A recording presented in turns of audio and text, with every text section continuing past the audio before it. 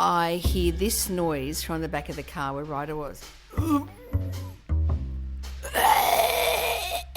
only mean one thing. You are listening to the Why Smart Women podcast, the podcast that helps smart women work out why we repeatedly make the wrong decisions and how to make better ones. From relationships, career choices, finances, to faux fur jackets and kale smoothies. Every moment of every day, we're making decisions.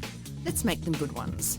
I'm your host, Annie McCubbin, and as a woman of a certain age, I've made my own share of really bad decisions. Not my husband. I don't mean him, though. I did go through some shockers to find him. And I wish this podcast had been around to save me from myself. This podcast will give you insights into the working of your own brain, which will blow your mind. I acknowledge the traditional owners of the land on which I'm recording and you are listening on this day. Always was, always will be, Aboriginal land. Well, hello, smart women, and welcome to this week's bonus episode of the Why Smart Women podcast. This morning, as per usual, we are broadcasting from the northern beaches of Sydney, New South Wales, Australia, where it is a clear, cold and sunny day. Although not, as I said last week, not Canadian or European cold, but still for us, Sydney-siders. When I woke up this morning at 6, it was 5 degrees with an apparent temperature of 2. So it's nippy but beautiful. And today I'm talking to David. Hello there. I heard an interesting thing about people's experience of the cold at the moment, because everybody in Sydney is talking about how cold it is. But our national broadcaster's weatherman was telling us the other day that the reason why people think it's so cold at the moment is because the temperature dropped really, really quickly. It's like we didn't have an autumn. Yeah, that's right. We went from summer to winter. Summer to winter, and because it's not necessarily much more freezing than it's ever been, but because it happened so very, very quickly, people perceive it to be much more the case. Oh, plus Sydney-siders do become hysterical. Yep. As soon as it turns into winter. You know, everybody's wearing 3 puffer jackets and thermal gloves. I mean, it's honestly, you'd think we were living in the Arctic. We're not. I'm finding it very cold. Yeah, but... oh, my God. And there's the rub. David's cold. Yeah, I'm cold. He's cold. I've got the man flu. David's got the man flu. We'll talk about that in a minute. Yeah, to the man flu issue. I've bought a new... we've bought a new EV, an electrical vehicle. Is that what EV stands for? It's a funky cat. It's super cool. It's a GWM Aura, and I've called it Orca. It's super cool. After Orca Sagittarius. It's super cool and super pretty. It's really pretty. I love it. Anyway, I was in it this morning. So I get up at 6 and it's cold, and to go to the gym. And I toddle downstairs with Ryder, because Ryder likes to come to the gym with me because I work out in a warehouse. And he comes with me and is tied up while I work out, and then howls at people and barks at people if they don't pat him enough. And that's pretty much our routine. Anyway, on the way to the gym, I'm in my perfect little brand new electric car, and I hear this noise from the back of the car where Ryder was. Can only mean one thing. Anyway, I dangerously looked over my right shoulder, and Ryder was making that face that dogs make when they're about to vomit. And so I've got, like, in the back of the car, we have managed to strap onto the back seats a dog car seat cover. Anyway, so the dog started making these vomiting noises, but not in the direction of the aforesaid car seat cover. He made this sort of, the direction of the potential vomiting was down the side of it onto the floor of the car. Anyway, I started yelling at him, "Do not vomit, do not vomit." don't vomit like that. And then as I was driving, I was trying to push his head while he was vomiting back so that the vomit would be caught by the dog car seat. It was a dangerous manoeuvre, but one that I thought was necessary under the circumstances.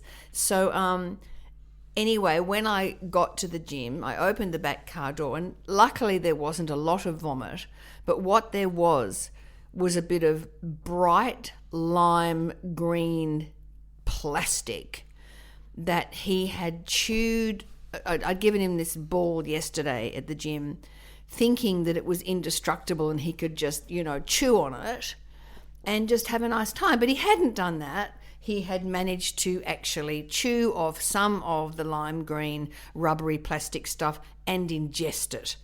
And that is what he elected to vomit up in the back of my brand new car. Okay, so does that go to explain why you're cross with me this morning? No. Oh. It does not go to explain it. Oh, really? That is a contributing factor. Okay. In the general crossness. I'm not just cross with you, that's mean. It makes me sound mean. I'm not mean.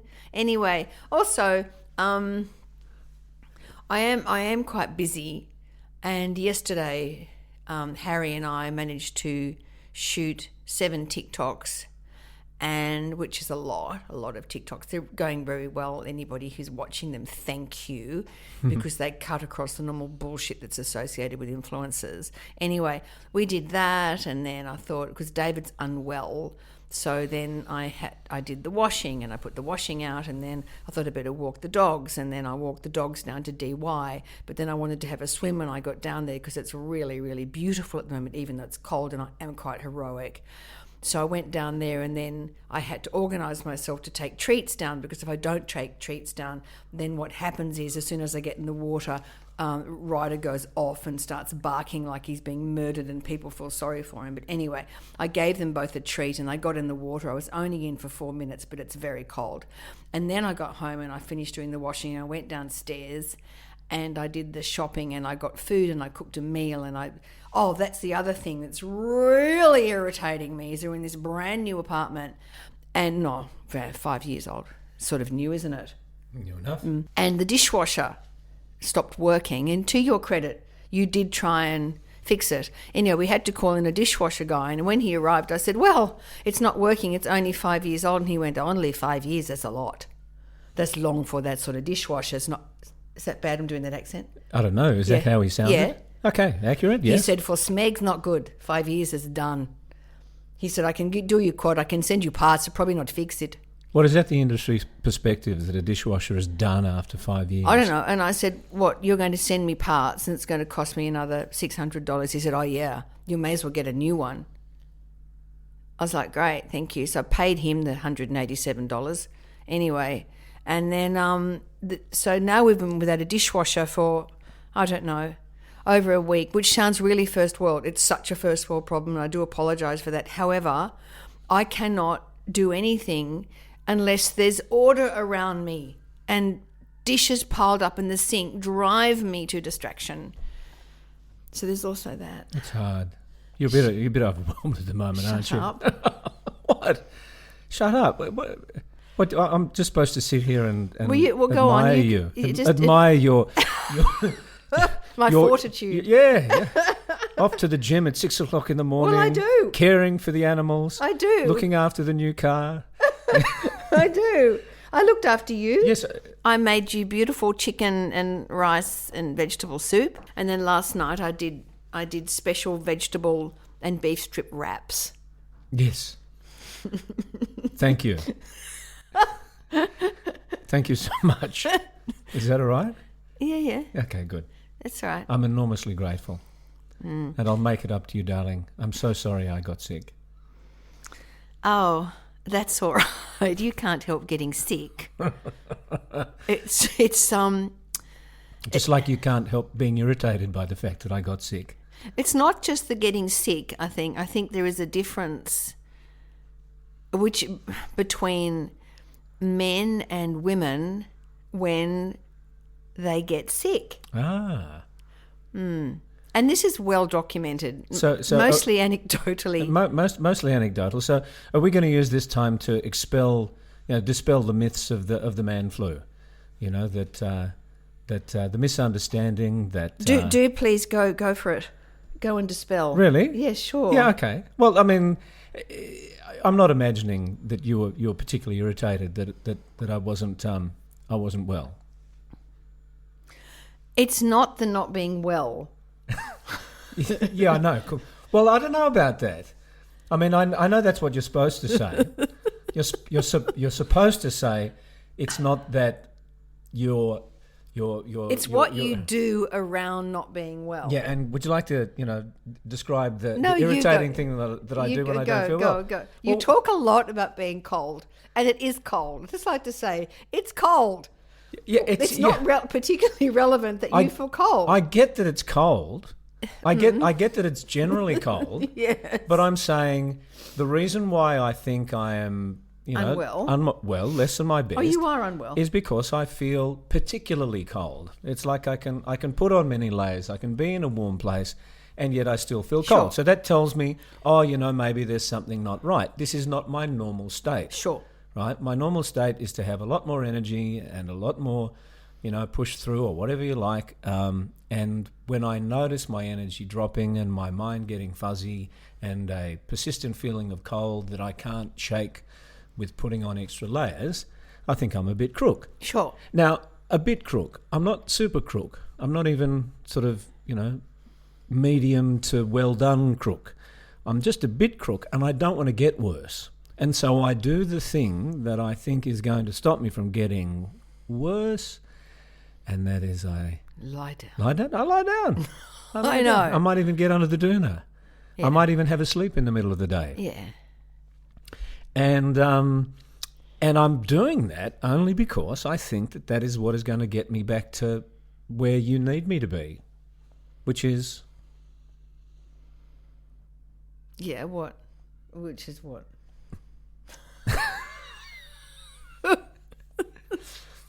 Useful. Yeah, useful. What, washing up, hanging stuff out, taking the dogs out. You do. You're really good with the dogs. Yeah. Well, thank you very much. Well, the dogs are they're gorgeous dogs. They deserve better. I know, but yeah, it's I've come to identify with myself as someone who rarely ever gets sick. Mm. Yes, and when it does happen, I really don't like it. I haven't had any sort of really serious long pieces of illness in my life, except for You had COVID. I had COVID. And you had the flu. You've had the flu twice, and pretty bad flu. It's not bad in No, the flu was bad. Almost 6 decades. Yeah. But and so when I feel it coming on, I know it's coming on, and I just want to kind of lie down and get better again, so that I can be back the way I should be. But it's not. I have to say it. It's not really easy to do that around you. Yeah, I know. Because you're Miss Push Through. I push through. You're the fitness Nazi, and so I feel like not only am I failing myself and my own self-image, but even worse, I'm failing you in this moment. Yeah, well, that's not a good dynamic, is it? Well, I think I know that, like, when I get I'm a migrainer, and I've had a couple of corkers in the past 3 weeks, right? I've had two proper migraines where I have disturbed vision. I have visual disturbance, and I get a bit of aphasia. So I've been quite unwell with it. Mm. But unless it really, which, I think the first one that I had, I actually had to sit on the couch at the end of the day. I couldn't function.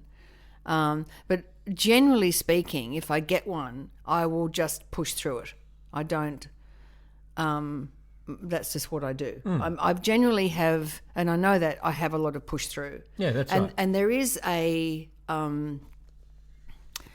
general sort of societal consensus that even though, there's all this awful stuff in the zeitgeist at the moment about feminine and male energy, which we'll talk about in a minute because it drives me insane, is that that women, generally speaking, have more push through, I think, than men.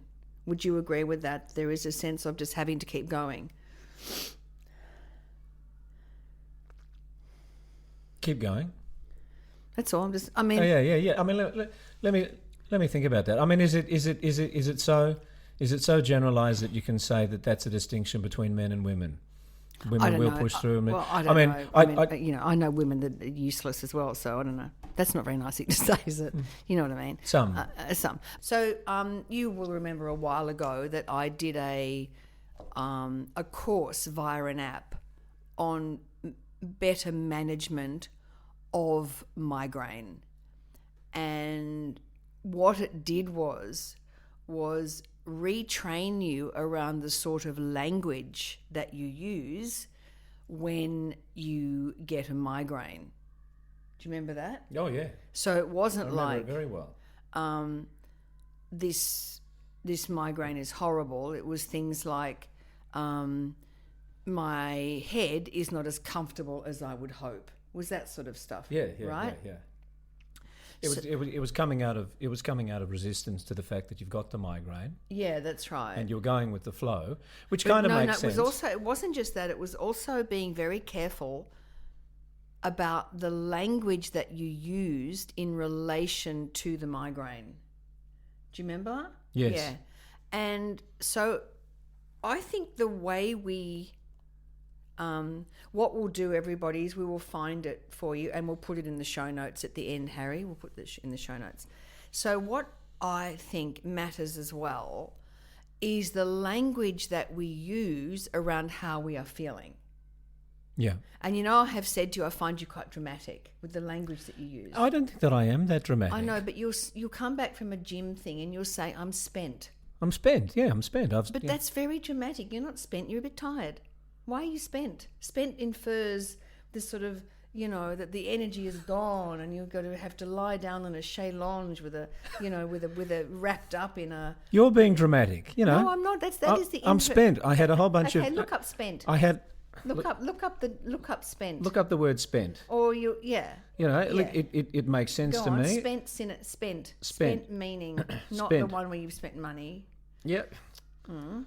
I don't know what you're hoping to prove with this. Here we go. Yeah. Spent meaning. Yeah. It's the past and past participle of spend. Yeah. Having been used and unable to be used again. That's what it means. Yeah, that's right. Having been used. I had, my all these muscles in my body. I have used them. Yeah. And they have been spent. Why are you spent? You've just done a workout. You're not spent. I am spent. I am spent after the workout. Well, why? I'm not spent. I'm just a bit sore and I go and do something. Yeah, because, you're only going at half speed. Oh my God. You know how when I do a workout. I go hang on right there. What are you suggesting that I do at the gym? I think you work very hard. Oh my God. And as we were talking about the weather, it is a subjective experience, and your perspective on it when change happens quickly can be somewhat distorted. Oh my fucking God. My peak heart rate often gets to 98%. Yes, that's your peak heart rate. Excuse me? What are you saying about my peak heart rate? I'm saying your peak heart rate and your experience of being spent after going to the gym is different to mine. And I don't say I'm spent. I just say I've just been to the gym and now I'm home. I did very, very heavy squats today. Yeah, fabulous, magnificent. I mean, I think that's terrific. I'm not disputing that at all. But you're inferring that you work harder. I hate you now. No. I'm inferring that you have an experience and I have an experience and they're different. And you're more dramatic. And my experience and the way that I describe it seems to attract a certain amount of scrutiny and skepticism. Whereas if you come home and you go, gee, I'm tired, I have to go. I don't. I hardly ever do. Okay, just a minute. When do you ever hear me say I'm exhausted? When? It has to be. I have to be. When? About 9:30 every night. You go, that's it, I'm going to bed now. Yeah, well, it's because I've been up since 6. Yes, exactly. But I don't then, And I'm saying that that's a fact. It's not an opinion. You've been up since 6. And I don't stop. And you don't. I you do don't not stop. Yes, I know that. I don't stop. I know that. Yeah, and, I'm very busy. And somehow you think that other people in your orbit, particularly me, Yeah. if I'm not keeping up with you, Yeah. or expending my energy in Yeah. the same periods as you are, Yeah. then somehow, Yeah. I'm being overly dramatic. No, I think that the language that you use to describe how you feel is dramatic. I think you say things like, I'm exhausted, I have to have a nap. You have to nap in the middle of the day. I could be much more dramatic than that. Well, thank God you're not much more dramatic than that. Why do you need to nap in the middle of the day? You don't. I hardly ever do. Seriously? Yeah. I don't know whether your position on this is reasonable. Okay, no, possibly not. Because all you are doing is you're looking at the external that's of true. what it is that I am doing, and you're comparing it with your own expectations of yourself, and you're going, well, I wouldn't do that, so it must be wrong. That's right. Okay. Yeah, which is not right, is it? Okay. I've got to get inside your perspective. Yeah, that's never going to happen. That is not true. Well, how long have we been together? I'm really good at actually standing back from my own thinking and looking at your perspective. Then why are we still talking about this? Because maybe I'm right.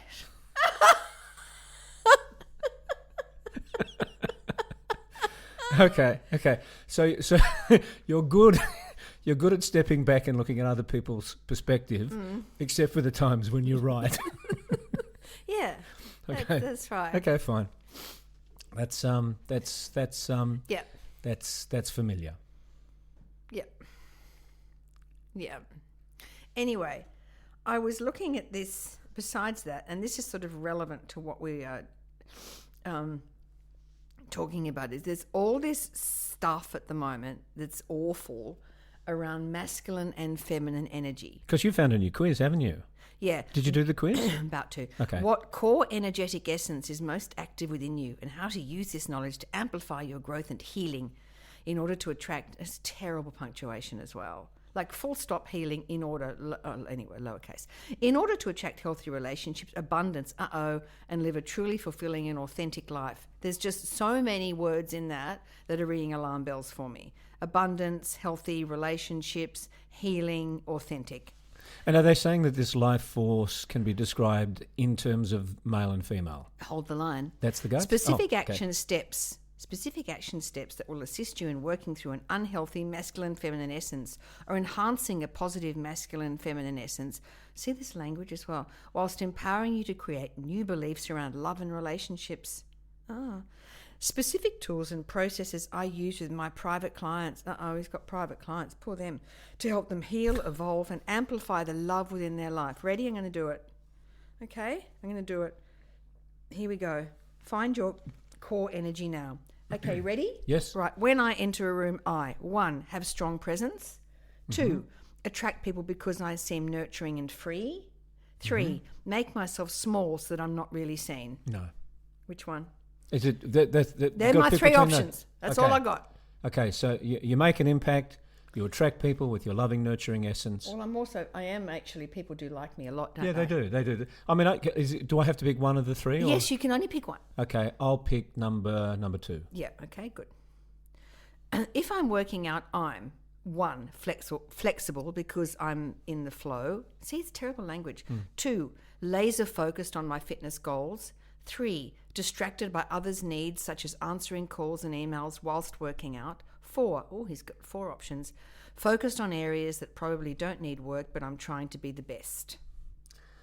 This is you working out? Yeah. Is there another option around... Well, what did you want? Diminishing your husband's workout efforts? No. Okay. I think I'm pretty laser focused. Laser focused on your business? No, but what was the first one? I do work hard. You do? What was the first one? Flexible because I'm in the flow. Oh, no, you're not flexible. So You're laser focused. You're more laser focused, I think. I'm not distracted by others' needs, such as answering calls and stuff when I'm working out. And except for when the instructors are trying to tell everybody what the workout program is going to be. I definitely don't listen. You gossip. No, I just don't listen. You don't listen? No, but you chat to the other ladies. I chat on. Exactly. I don't listen. But then when I start, I definitely, I'm laser focused. All right. Let's go with laser focused. Right. We're just pausing for a minute to hear a word from our sponsor. The Why Smart Women podcast is brought to you by COOP, a boutique training, coaching and media production company. A COOP, spelt C-O-U-P, is a decisive act of leadership, and decisive leadership requires critical thinking. So well done you for investing time to think about your thinking. If your leadership or relationships would benefit from some grounded and creative support, if you want team training or a conference presentation, reach out for a confidential one-on-one conversation using the link in the description. Or go to coo.co. When I'm having a tough conversation with someone, I tend to, one, keep myself open so that we can have a constructive conversation. No. Two, depends on who they are. Yeah, that's right. I'm good with clients. Two, take up space but respect people's personal space. How bad is this language? Yeah.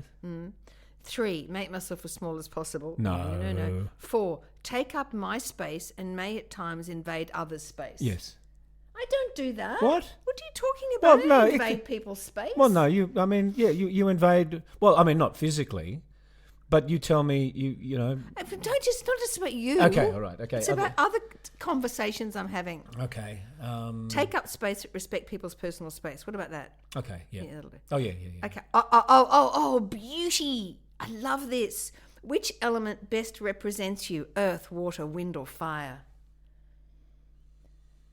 You asking me? Yeah, I have no idea. I think Water. it's bullshit. Okay, water. Why? Yeah, water. Because I like it. Because you like it. You know, you're fluid. You go in all sorts of different directions. All right, that's enough of that. When it comes to my romantic relationships, I relate most to the following statement. Okay. Which romantic relationships are you talking Well, there's about? only you. Only me. 1, I love it when my partner shows they care. That gets me in the mood. 2, my partner is always coming to my rescue. Better not say that one. What? What? Well, I do sometimes. Yeah, you do. Like if you're in a lift. In a lift. But that's a very specific context. Or a car park. If I'm stuck somewhere, like in a lift, and a door won't open, I start saying your name. And sometimes whimpering. Hilarious. Okay. You're very brave. I commend your transparency. 3, I just want to hang out when it suits me and usually for a reason. I don't even get that. Netflix and chill. Oh, yeah. We have a healthy sex life, shared vision, and take time to connect. Ooh. What's wrong with that? Taking time to connect is really annoying. Yeah, well, you know, that's how you have a healthy sex life. Oh, God. Connect, shared isn't vision. I want to vomit. All right.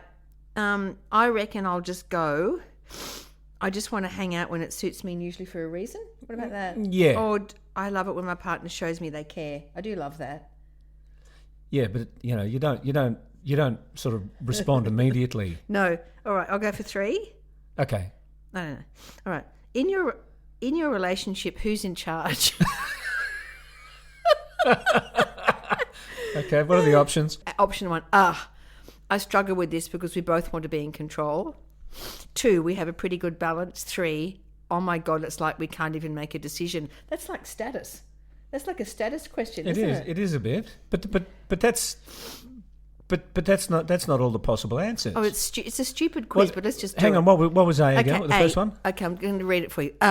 This is the option. I struggle with this because we both want to be in control. 2, we have a pretty good... Hang on. Okay, so let's think about that. Do we don't both want to be in control? No, I don't. No. I So have we no don't. interest in it. We don't battle about who's in control of the relationship. No. We have a pretty good balance. We have a pretty good balance. I think that's right. And what does it say? Oh, after we that? can't even make a decision. That's not right. No, we can make decisions. We can. So B. When a friend or a partner has a big win, I tend to, oh my God, As if people are going to be honest with this. This is stupid. Anyway, when a friend or a partner has a big win, I tend to, A, celebrate their win.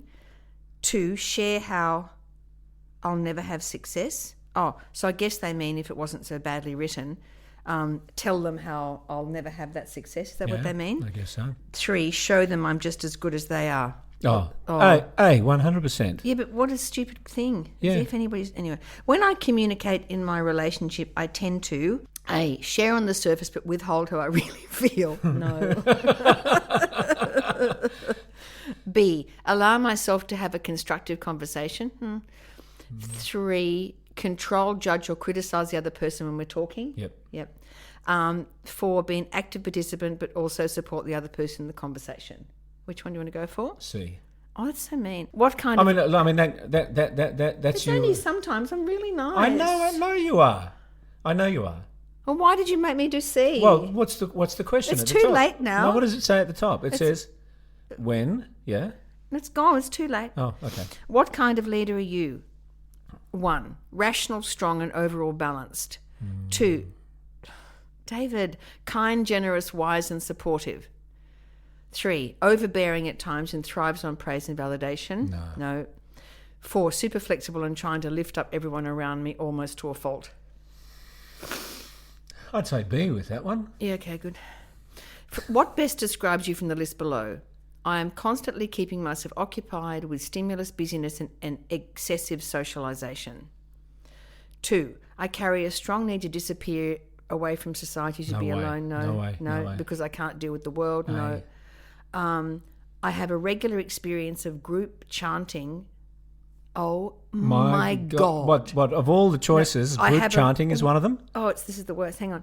I have a regular experience of group chanting, collective singing and group movement. I have a regular spiritual practice of solitude, stillness and silence. Oh, God. It was number 1, wasn't it? Yeah, I keep myself busy. Apparently that's bad. What, keeping yourself busy? Look, listen to the way this is framed. Yes. I'm constantly keeping myself occupied with stimulus, busyness and excessive socialisation. So they've inferred the socialisation is excessive. Do you know what? People have said that about you, though. What? People whose perspectives you have been a bit... when they've said that to you, you've been thoroughly irritated about the fact that you can't travel... from one country to another without making best friends with the person sitting next to you, chatting to them in the queues. True. I'm highly social, and apparently that comes under the banner of excessive socialisation. Whereas if you look at the data around it, maybe you wouldn't be so tired. If you look at the data around it, one of the most dangerous things as we age is loneliness. Is the absence of it, yeah. Is the absence of socialisation. And there's just so many programs now trying to get people to have connection with other people because they know that loneliness, interestingly enough, the reason they've worked out why loneliness is as dangerous as smoking is because in our sort of caveman days, if we were isolated from the tribe, then what that did was it set up an inflammatory response in the body because it was dangerous. So they know that actually being lonely is a very, very, it's a dangerous thing. So go me. I guess what they're angling for with the excessive social contact is people who lose themselves into social media, or they go to parties not because they want to go, but because they feel they've got to be with people. And well, there is this thing, and I can remember it from being in the personal growth industry, is what are you trying to stay away from? Well, this inference that there was something deep and sort of profound that in your interior experience that you were trying to stay away from. Whereas now we know that, do you really have to deep dive into your personal pain every 25 minutes? Probably not.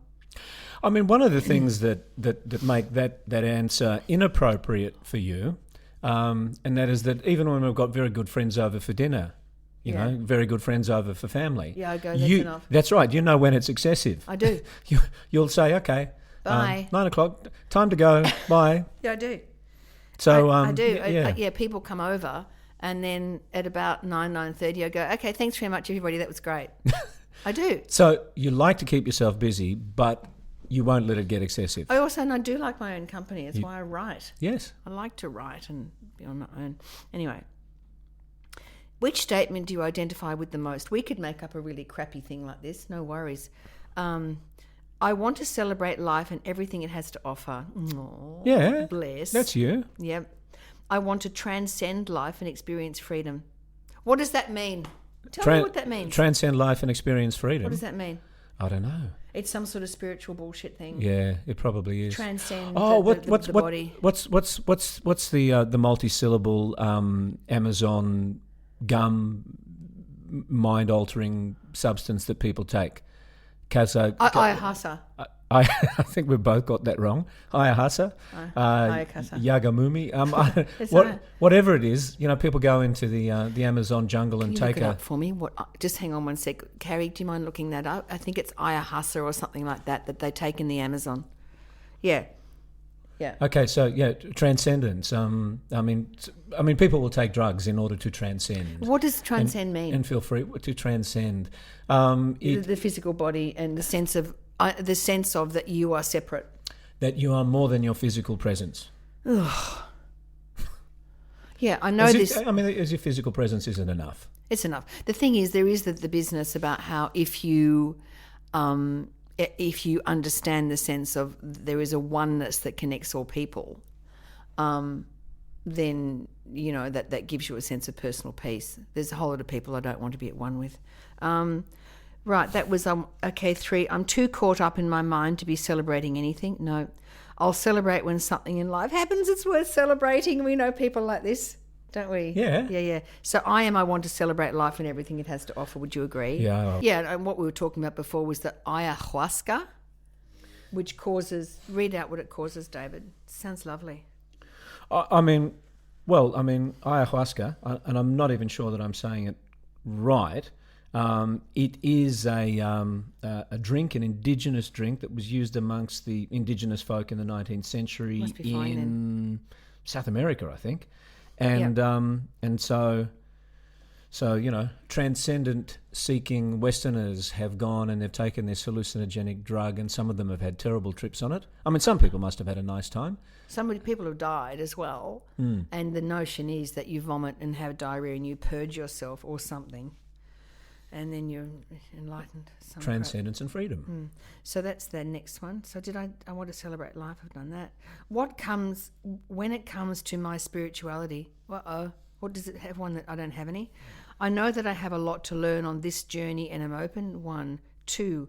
I have faith and trust in what I cannot see. 3. I constantly doubt it unless I can see evidence for it. That's 3. 4. I tend to struggle to trust the spiritual events that I've witnessed. Oh my God, none of you have.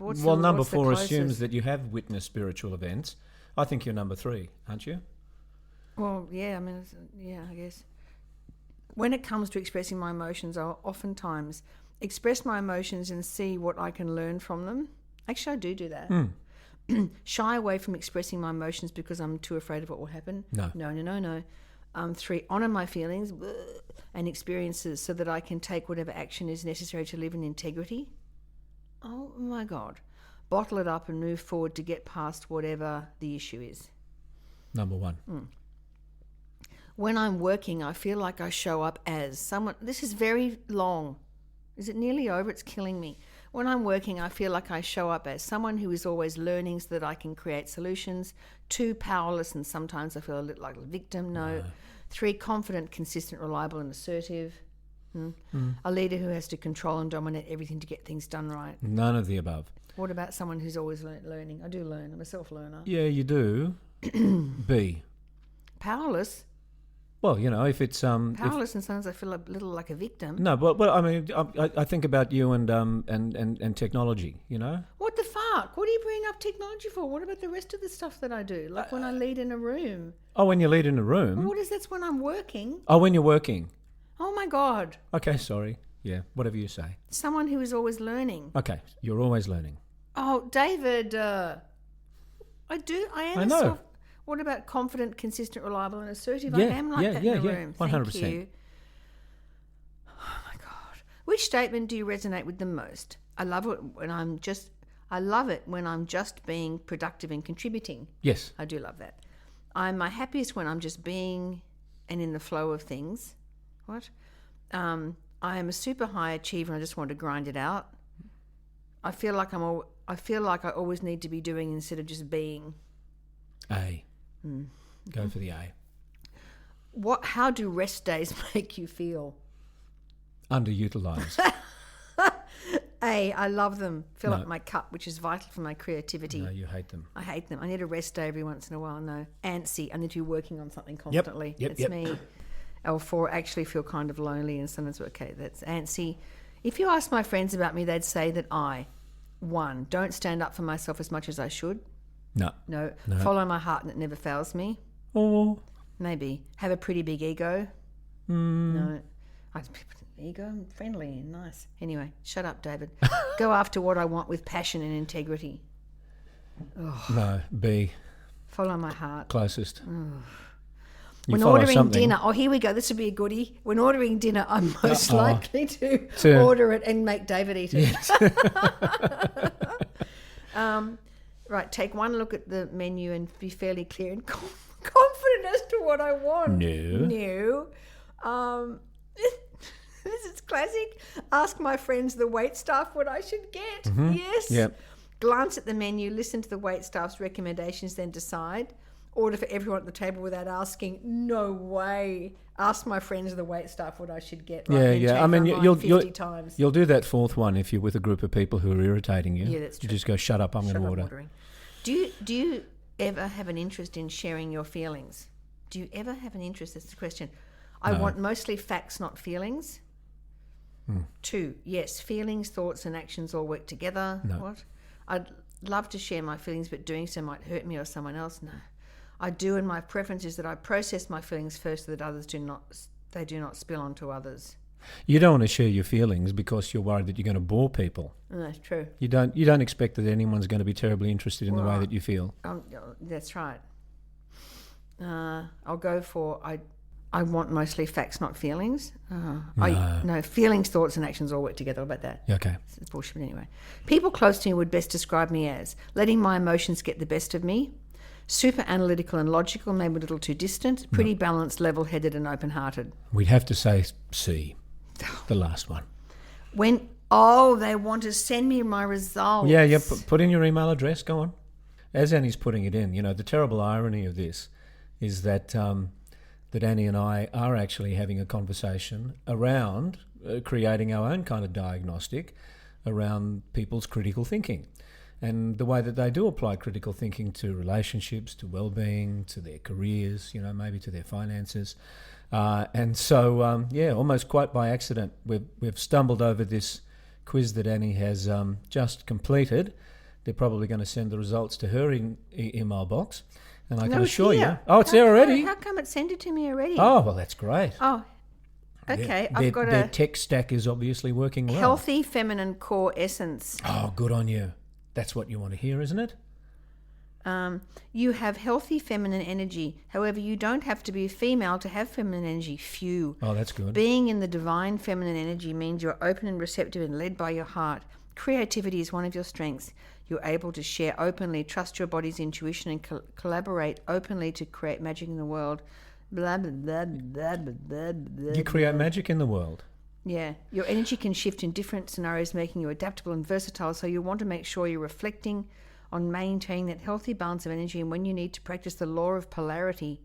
The law of polarity? What the hell is the law of polarity? Oh. You own your space, meaning you believe in your own gifts. You know what that comes under? The Forer effect. The Forer effect. So, David, just explain the Forer effect, because that is classic. The Forer effect, sometimes known as the Barnum effect, is that when you make statements that people would go, generalised statements that people would find personal relevance in, and presenting that as some insightful perspective on who you are.